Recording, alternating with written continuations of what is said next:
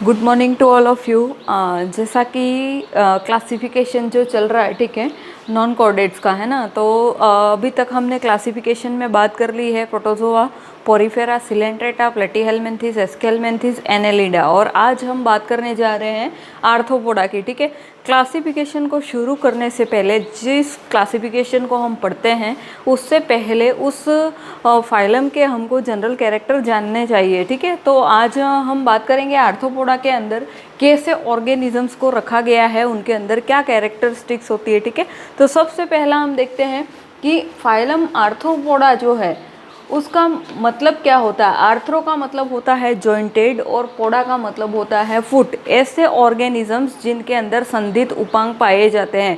ठीक है, संधित उपांग प्रेजेंट होते हैं, ऐसे ऑर्गेनिजम्स को किस फाइलम में रखा गया है, आर्थ्रोपोडा के अंदर रखा गया है।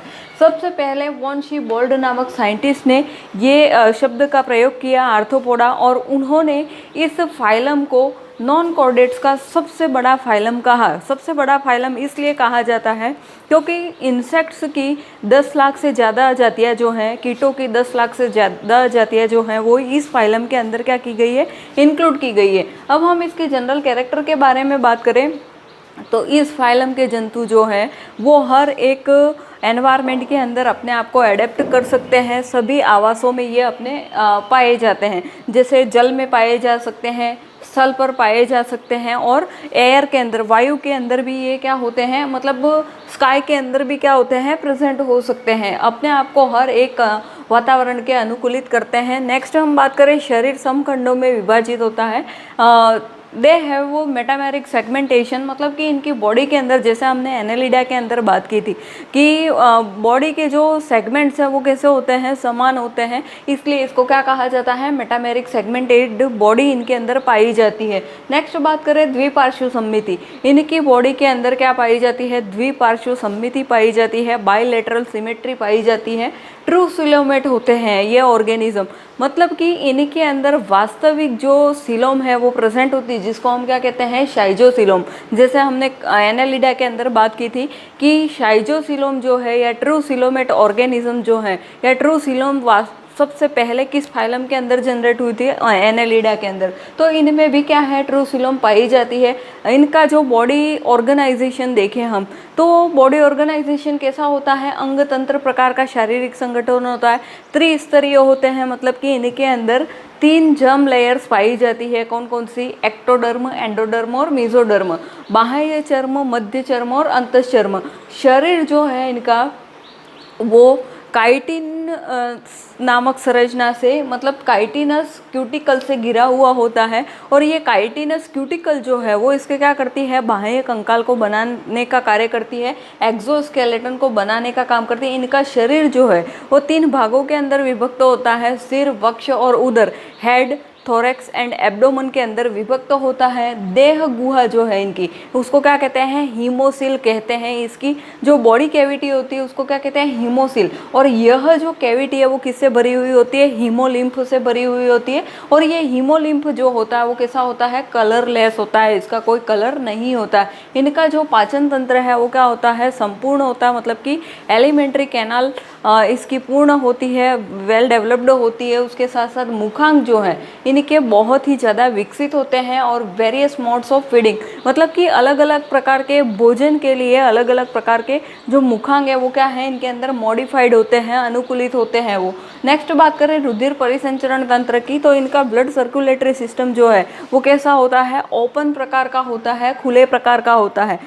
श्वसन जो है इनके अंदर सामान्य सतह से, मतलब कि स्किन के द्वारा हो सकता है, गिल्स के द्वारा हो सकता है, या फिर लंग्स के द्वारा होता है। उत्सर्जी अंग की बात करें तो उत्सर्जी अंग में इनमें ग्रीन ग्लैंड्स पाई जाती है, मेलपिजियन ट्यूब्यूल्स पाई जाती है और एंटीनरी ग्लैंड्स भी पाई जाती है। ठीक है, तो इन तीनों ग्लैंड्स के द्वारा इनके अंदर क्या होता है, उत्सर्जन की प्रक्रिया होती है, उत्सर्जन होता है। ठीक है, और इनका जो एक्सक्रीटरी वेस्ट होता है, एक्सक्रीटरी प्रोडक्ट होता है, उत्सर्जी पदार्थ होता है, वो कौन सा होता है, यूरिक एसिड होता है। ठीक है, और नेक्स्ट बात करें नर्वस सिस्टम की, जैसा हमने एनेलिडा के अंदर जनरल कैरेक्टर में बात की थी कि उसका एनेलिडा में पाए जाने वाले ऑर्गेनिज्म जो हैं वो भी नर्वस सिस्टम उनका दो स्ट्रक्चर से बना हुआ था, नर्व रिंग से और तंत्रिका रज्जु से बना हुआ था, नर्व कॉर्ड से बना हुआ था। तो यहाँ पे भी इसका जो नर्वस सिस्टम है वो उसमें क्या पाई जाएगी, नर्व रिंग पाई जाएगी, तंत्रिका वलय पाई जाएगी और दोहरी पृष्ठ रज्जु पाई जाएगी। कह सकते हैं उसको डबल वेंट्रल नर्व कॉर्ड, दोहरी नर्व रज्जु और तंत्रिका वलय दोनों से मिलकर इनका नर्वस सिस्टम बना होता है। ये ऑर्गेनिज्म कैसे होते हैं, एक लिंगी प्राणी होते हैं, लेकिन इनके अंदर सेक्सुअल डायमॉर्फिज्म पाया जाता है, लैंगिक द्विरूपता पाई जाती है। यह ऑर्गेनिज्म कैसे होते हैं, अंडज होते हैं, ठीक है। लेकिन कुछ ऑर्गेनिजम्स जो होते हैं वो कैसे होते हैं, जरायुज होते हैं, विविपेरस होते हैं। जैसे स्कॉर्पियन की बात करें, बिच्छू की बात करें हम, ठीक है, तो वो कैसा होता है, जरायुज प्रकार का होता है। इनके अंदर डेवलपमेंट की बात करें तो डेवलपमेंट कैसा होगा, प्रत्यक्ष प्रकार का हो सकता है या फिर अप्रत्यक्ष प्रकार का हो सकता है। अप्रत्यक्ष प्रकार में क्या होगी, लार्वल फॉर्म पाई जाएगी, जबकि प्रत्यक्ष प्रकार में लार्वल फॉर्म नहीं पाई जाएगी। नेक्स्ट बात करें, Arthropoda shed their chitinous covering by moulting और इग्डाइसिस, मतलब कि इनके बॉडी के ऊपर जो क्यूटिकल का आवरण पाया जाता है, ठीक है, तो वो कुछ टाइम के बाद ये आर्थ्रोपोड्स क्या करते हैं, उसको उस कवरिंग को हटाने की कोशिश करते हैं, उस कवरिंग को हटा देते हैं। अगर वो कवरिंग उनके ऊपर प्रेजेंट रहेगी तो उनकी ग्रोथ जो है वो क्या हो जाएगी, रुक जाएगी, वो डेवलप नहीं हो पाएंगे। तो कुछ टाइम के बाद वो क्या करते हैं, इस काइटिनियस शेड को उस कवरिंग को हटा देते हैं और उस प्रोसेस को क्या कहते हैं, मॉल्टिंग या इग्डाइसिस, ठीक है, मॉल्टिंग या इग्डाइसिस कहते हैं और हिंदी में इसको कहते हैं निर्मोचन की प्रक्रिया, जिसके अंदर वो अपने बॉडी के ऊपर पाई जाने वाली क्यूटिकल के आवरण को क्या करते हैं, रिमूव करते हैं। कुछ सदस्यों में सिर और वक्ष जुड़कर क्या बनाते हैं, शिरोवक्ष बनाते हैं, जिसको हम कहते हैं सिफेलोथोरेक्स, ठीक है। तो जैसा हमने बात की थी कि ये ऑर्गेनिज्म जो है वो 3 भागों से मिलकर बने होते हैं, इनकी शरीर जो है वो 3 भागों से मिलकर बना होता है, head, thorax and abdomen. But यहाँ पे हेड और थोरैक्स जो है वो आपस में क्या होते हैं, मिल जाते हैं और क्या बनाते हैं, शिरोवक्ष बनाते हैं। ये इसका इंपॉर्टेंट कैरेक्टर है। नेक्स्ट बात करें, रेखित पेशियों की उत्पत्ति, स्ट्रेटेड जो मसल्स है उनकी उत्पत्ति किसके अंदर हुई, सबसे पहले इस फाइलम के अंदर हुई, आर्थ्रोपोडा के अंदर सबसे पहले रेखित पेशियों की उत्पत्ति हुई, ठीक है। तो यहाँ पे हमने जो बात की है वो क्या बात की, आर्थ्रोपोडा के जनरल कैरेक्टरिस्टिक की। अब हम बात करेंगे इसके क्लासिफिकेशन की, और क्लासिफिकेशन में हम अलग अलग क्लास के अंदर अलग अलग संधित उपांगों की बात करेंगे, सेक्स ऑर्गन्स की बात करेंगे, ठीक है। अब हम बात करेंगे क्लासिफिकेशन की, ठीक है। जैसा कि अभी हमने जनरल कैरेक्टर की बात की आर्थ्रोपोडा की, ठीक है। अब हम बात कर रहे हैं यहाँ पे उसकी क्लासिफिकेशन की। तो सबसे पहली क्लास है क्रस्टेशियंस, ठीक है, क्रस्टेशिया क्लास। इस क्लास में पाए जाने वाले ऑर्गेनिज्म कैसे होते हैं, मोस्टली जलीय होते हैं, ठीक है, मतलब कि ये जलीय ही होते हैं, स्थलीय या फिर वायवीय नहीं होते हैं। इनके अंदर पाए जाने वाले ऑर्गेनिज्म कैसे होंगे, जलीय होंगे, वाटर बॉडी के अंदर प्रेजेंट होंगे। शरीर जो है इनका वो कैसा होगा, सिर, धड़ और उदर 3 भागों के अंदर विभेदित होगा। और जैसा हमने जनरल कैरेक्टर में बात की थी, इनका सिर जो है वो धड़ से मिलकर क्या बनाता है, सिफेलोथोरेक्स बनाता है, शिरोवक्ष बनाता है। अपेंडेजेस की बात करें तो इनके जो उपांग है वो कैसे होते हैं, द्विशाखित होते हैं और अनेक जोड़ी होते हैं, ठीक है, द्विशाखित होंगे और बहुत सारे होंगे। नेक्स्ट बात करें, श्वसन इनके द्वारा, इनके अंदर होगा गिल्स के द्वारा रेस्पिरेशन होगा, और उत्सर्जन जो है उसके लिए स्पेशल ग्लैंड्स पाई जाती है, जिसको हम कहते हैं कॉक्सल ग्लैंड्स। और इनके जो प्राणी होते हैं वो कैसे होते हैं, एक लिंगी होते हैं, यूनिसेक्सुअल ऑर्गेनिज्म होते हैं। इनमें इनका जो हेड वाला पार्ट है वो 5 खंडों से मिलकर बना हुआ होता है, 5 भागों से मिलकर बना हुआ होता है, जिसमें 2 जोड़ी एंटीना होते हैं, 1 जोड़ी मैंडिबल्स और 1 जोड़ी मैक्सिला सहित 5 खंड होते हैं हेड के। जैसा हम क्लासिफिकेशन में या फिर आगे हम बात करेंगे, जैसे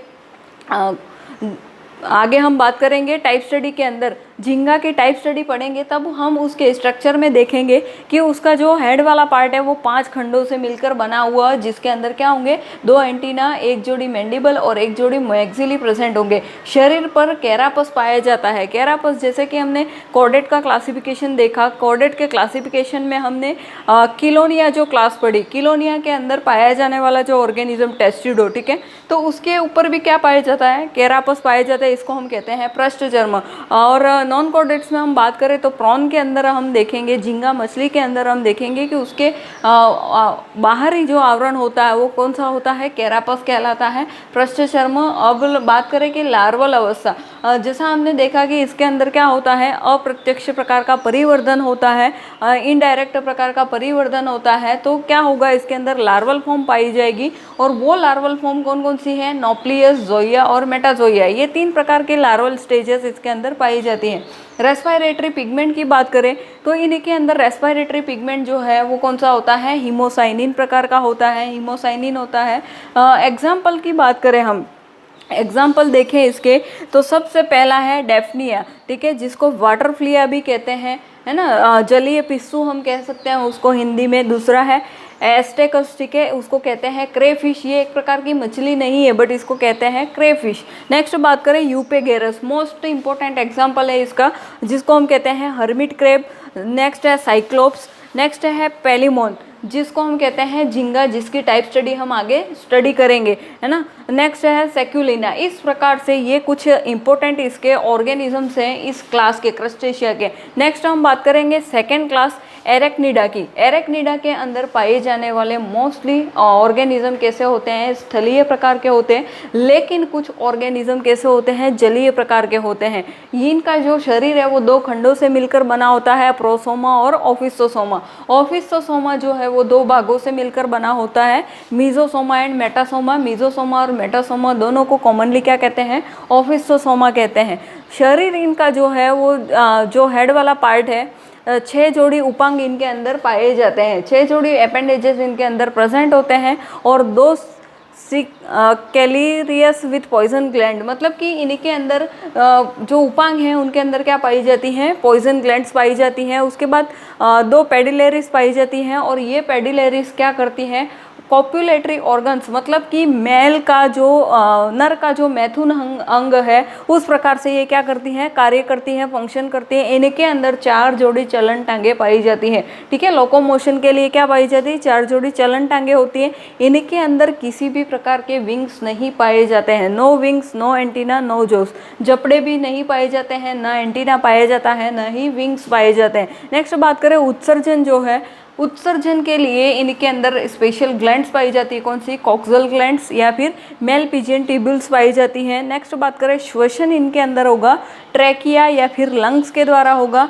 विकास इनके अंदर होगा, डेवलपमेंट इनका होगा वो कैसा होगा, प्रत्यक्ष प्रकार का होगा, मतलब कि इनके अंदर किसी भी प्रकार की लार्वल फॉर्म नहीं पाई जाती। ये ऑर्गेनिज्म कैसे होते हैं, यूनिसेक्सुअल होते हैं, एक लिंगी प्राणी होते हैं। नेक्स्ट बात करें टिक्स, मतलब कि इनके अंदर मकड़ियों की जितनी भी जातियां हैं वो इनके अंदर आएंगी इस क्लास के अंदर, एरेक्निडा के अंदर। अब कुछ स्टूडेंट्स के माइंड में आता ही है क्वेश्चन कि जैसे मकड़ियाँ जो जाल बनाती हैं तो वो जाल किस तरीके से बनाती हैं, वो थ्रेड किस प्रकार के होते हैं या क्या होते हैं। तो यहाँ पे spinnerets produce silken threads for construction of spider web to trap insects, मतलब कि इसके अंदर, इसके माउथ पार्ट्स के अंदर ऐसी संरचनाएं पाई जाती है स्पिन रेट्स, जो क्या करती हैं, थ्रेड जैसे स्ट्रक्चर को, चमकीले स्ट्रक्चर को क्या करती हैं, सेक्रेट करने का कार्य करती है। और वो जो है वो क्या करता है, जाल का फॉर्मेशन करता है और उस जाल के फॉर्मेशन में मकड़ियाँ, छोटे छोटे इंसेक्ट्स हैं वो क्या हो जाते हैं, वहाँ पे ट्रैप हो जाते हैं, ठीक है। इसके एग्जांपल देखें, पेलिग्नस, ठीक है, जिसको हम नॉर्मली कहते हैं बिच्छू। नेक्स्ट है लाइकोसा, जिसको कहते हैं भेड़िया मक्खी, लाइकोसा को। नेक्स्ट है एगिलेना, जिसको हम कहते हैं फनल वेब स्पाइडर और विनेमस स्पाइडर, ठीक है। लैक्टिकस मैक्टन्स, ठीक है। इस प्रकार से ये इसके अलग अलग मकड़ियों की स्पीशीज़ हैं जो कि किसके अंदर इंक्लूड की गई है, इस क्लास एरेक्निडा के अंदर। अब हम इसकी 2 और क्लासेस के बारे में आगे बात करेंगे,